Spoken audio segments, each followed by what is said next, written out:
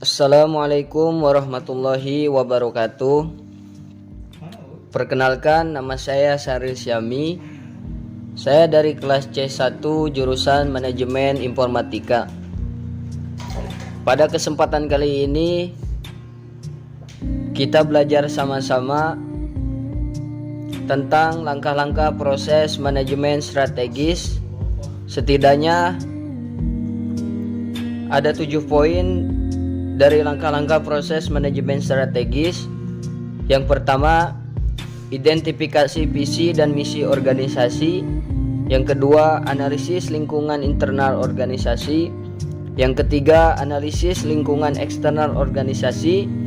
Yang keempat, cara merumuskan tujuan organisasi. Yang kelima, merumuskan strategi organisasi.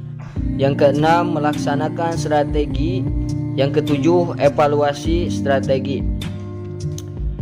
Pada kesempatan kali ini kita belajar sama-sama tentang evaluasi strategi. Ada 3 aktivitas pokok evaluasi strategi. Yang pertama, mengkaji ulang atas landasan evaluasi strategi. Yang kedua, mengukur kinerja organisasi dengan membandingkan hasil yang diharapkan dengan hasil yang sebenarnya. Yang ketiga, pengambilan tindakan korektif untuk memastikan bahwa kinerja sesuai dengan rencana. Nah, 4 kriteria dalam evaluasi strategi menurut Richard Rummert tahun 1980-an. Itu ada 4 poin. Yang pertama, kesesuaian. Yang kedua, keunggulan. Yang ketiga, konsistensi. Dan yang keempat, kelayanan. Kesesuaian itu ada 2 poin. Yang pertama, perlunya mencermati serangkaian tren, termasuk tren individu. Yang kedua, kebanyakan tren merupakan hasil interaksi antar tren. Lanjut, ada keunggulan. Itu ada 1 poin, yaitu keunggulan kompetitif biasanya merupakan hasil dari keunggulan sumber daya, keterampilan, dan proses. Lanjut ke konsistensi. Yang pertama, 3 pedoman yang mendasari konsistensi strategi, yaitu persoalan manajerial, keberhasilan departemen, dan isu kebijakan organisasi. Lanjut, alasan mengapa evaluasi strategi sulit. Itu ada 6 poin. Yang pertama, meningkatnya kompleksitas lingkungan. Yang kedua, sulit memprediksi masa depan secara akurat. Yang ketiga, bertambahnya jumlah variabel. Yang keempat, cepatnya laju pengusangan suatu rancangan. Yang kelima, kejadian dalam negeri dan dunia yang mempengaruhi organisasi.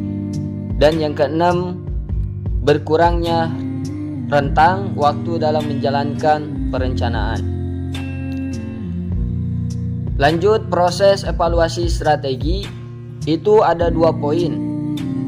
Yang pertama, evaluasi strategi merangsang sikap kritis terhadap ekspektasi dan asumsi yang ada, pengajian ulang atas tujuan dan nilai-nilai, serta merangsang kreativitas untuk menghasilkan alternatif dan merumuskan kriteria evaluasi.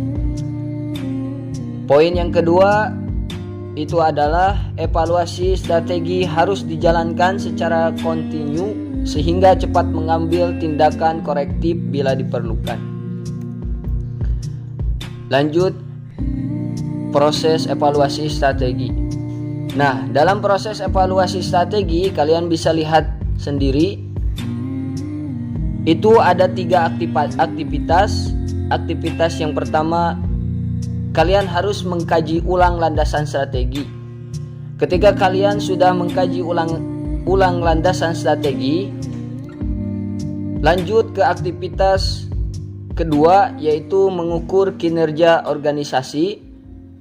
Setelah kalian sudah mengukur kinerja organisasi, lanjut ke aktivitas ketiga yaitu ambil tindakan korektif.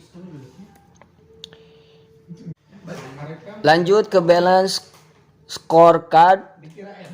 Balance scorecard merupakan alat evaluasi strategi.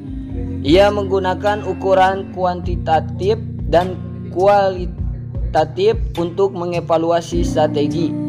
Sebuah analisis balance scorecard mengharuskan perusahaan untuk menjawab pertanyaan-pertanyaan ini. Ada 3 pertanyaan. Yang pertama, seberapa baik perusahaan terus meningkatkan dan menciptakan nilai bersama langkah-langkah seperti inovasi, kepemimpinan teknologi, kualitas produk, efisiensi proses operasional, dan lain-lain. Pertanyaan yang kedua, seberapa baik perusahaan mempertahankan atau meningkatkan pada kompetensi inti dan keunggulan kompetitif. Pertanyaan yang ketiga, seberapa puaskah pelanggan perusahaan? Lanjut. Di sini kita masih membahas tentang balance scorecard ya. Ada 2 contoh dari balance scorecard. Yang pertama, perusahaan memeriksa 6 isu kunci dalam mengevaluasi strateginya. Itu ada 6 poin. Yang pertama pelanggan, yang kedua manajer atau karyawan, yang ketiga operasi atau proses, yang keempat masyarakat atau tanggung jawab sosial, yang kelima etika bisnis atau alami lingkungan, dan yang keenam itu adalah keuangan. Dan poin kedua dalam balance scorecard itu ada bentuk dasar dari sebuah balance scorecard mungkin berbeda untuk organisasi yang berbeda. Lanjut ke karakteristik sistem evaluasi strategi yang efektif. Itu ada 3 poin. Yang pertama, aktivitas evaluasi strategi harus ekonomis, bermakna, dan berkaitan dengan tujuan perusahaan. Yang poin kedua, itu ada evaluasi strategi harus dirancang untuk menyediakan gambar yang benar mengenai apa yang terjadi. Dan poin yang ketiga, itu ada proses evaluasi strategi harus membangun pemahaman bersama, kepercayaan, dan masuk akal. Lanjut ke peran kontingensi. Rencana-rencana alternatif yang dapat dijalankan jika peristiwa-peristiwa penting tentu tidak terjadi seperti yang diharapkan. Contoh, rencana kontingensi yang lazim dalam perusahaan itu ada 5 poin. Yang pertama, jika pesaing utama menarik diri dari pasar tertentu. Yang kedua, jika sasaran penjualan kita tidak tercapai. Yang ketiga, jika permintaan produk baru kita melampaui rencana. Yang keempat, jika bencana tertentu terjadi. Dan yang kelima, jika dengan perkembangan teknologi baru membuat produk baru kita jadi usang. Lanjut ke auditing. Proses sistematis untuk secara objektif memperoleh dan mengevaluasi bukti yang terkait dengan penilaian mengenai tindakan dan kejadian ekonomi untuk memastikan derajat kesesuaian antara penilaian tersebut dengan kriteria yang ditetapkan dan mengkomunikasikan hasil kepada para pengguna. Yang pertama itu audit lingkungan harus dijalankan dengan praktek-praktek yang sehat dan aman. Dan lanjut ke berikutnya ya simpulan. Kesimpulannya itu ada 2 poin.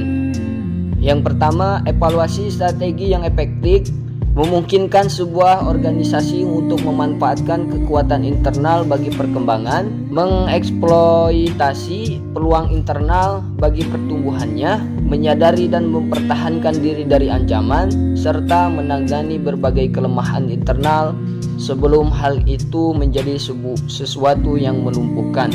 Dan poin yang kedua, evaluasi strategi memungkinkan organisasi membuat keputusan jangka panjang yang efektif, menjalankan keputusan tersebut secara efektif, dan mengambil tindakan korektif bila diperlukan. Mungkin itu saja yang dapat saya jelaskan atau dapat saya sampaikan. Kurang lebihnya mohon maaf, karena saya masih belajar, kita sama-sama belajar. Cukup sekian, wassalamualaikum warahmatullahi wabarakatuh.